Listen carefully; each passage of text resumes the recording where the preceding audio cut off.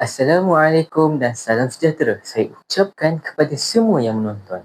Hadirin sekalian, bersyukur kita kehadrat ilahi kerana dengan limpah kurnianya, kita dapat bersama-sama dalam sesi pada hari ini. Pada hari ini, saya akan menyampaikan sebuah ucapan yang bertajuk kepentingan disiplin dalam kalangan murid. Hadirin sekalian, disiplin sering dianggap sebagai satu perkara yang remeh oleh sesetengah pihak, terutamanya dalam kalangan murid.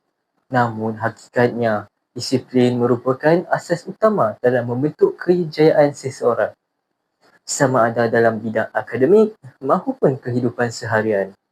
Tanpa disiplin, seseorang murid mungkin akan menghadapi kesukaran untuk mengurus masa, mematuhi peraturan dan mencapai matlamat yang telah ditetapkan. Oleh itu, dalam ucapan ini, saya akan menghuraikan dengan lebih lanjut tentang kepentingan disiplin serta peranan dalam pihak dalam memupuk amalan ini. Sekalian, kepentingan disiplin yang pertama ialah disiplin mampu membentuk sahsiah dan jati diri seseorang murid. Murid yang berdisiplin akan lebih bertanggungjawab terhadap diri sendiri. Mereka tahu membezakan antara perkara yang betul dan salah serta mampu mengawal tingkah laku mereka. Sebagai contoh, murid yang berdisiplin akan sentiasa hadir ke sekolah tepat pada waktunya, memakai pakaian seragam dengan kemas serta menghormati guru dan rakan-rakan. Selain itu, disiplin juga membantu murid-murid membina nilai seperti kejujuran, amanah dan hormat menghormati. Nilai-nilai ini sangat penting dalam membentuk individu yang berkualiti dan berakhlak mulia. Sekiranya disiplin dipupuk sejak kecil, murid akan membesar menjadi individu yang lebih berkeyakinan dan mampu menghadapi cabaran kehidupan dengan lebih baik. Selain membentuk sahsiah diri, disiplin juga memainkan peranan penting dalam meningkatkan prestasi akademik murid.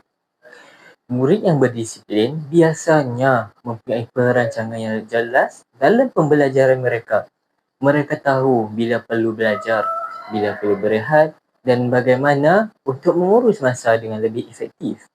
Sebagai contoh, murid yang berdisiplin akan menyediakan jadual ulang kaji, menyiapkan kerja rumah mengikut masa yang telah ditetapkan serta memberi tumpuan sepenuhnya ketika guru mengajar di dalam kelas.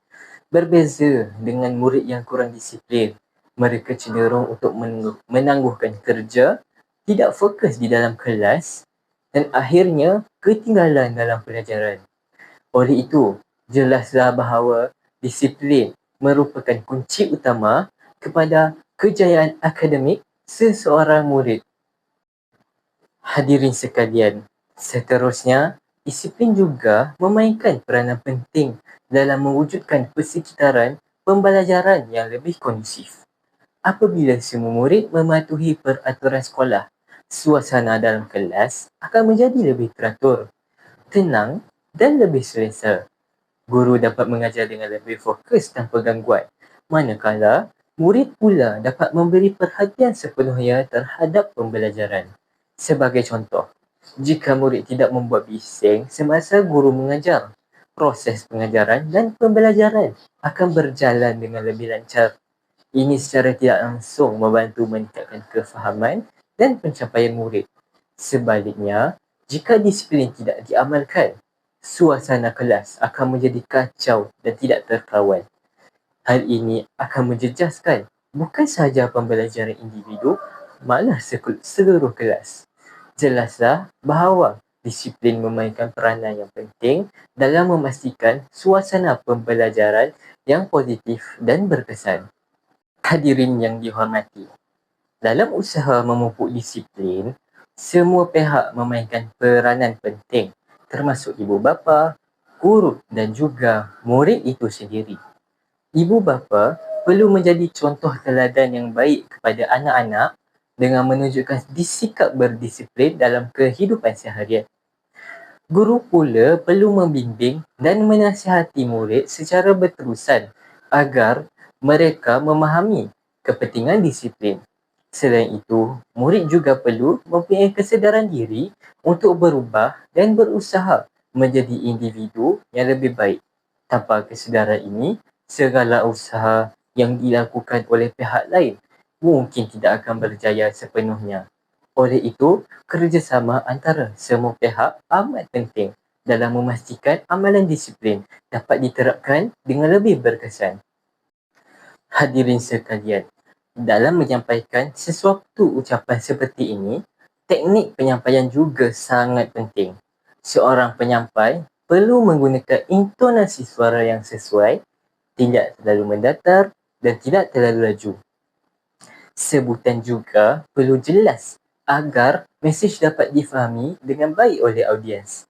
Selain itu, penggunaan bahasa tubuh seperti kontak mata, ekspresi muka dan gerak isyarat dapat membantu menjadikan penyampaian lebih menarik dan meyakinkan.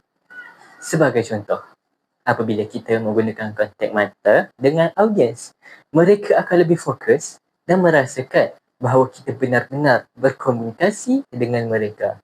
Ini menunjukkan bahawa teknik penyampaian yang baik mampu meningkatkan keberkesanan sesuatu ucapan. Hadirin yang dihormati, dalam masa yang sama, kita juga perlu peka terhadap nilai dan budaya dalam penyampaian.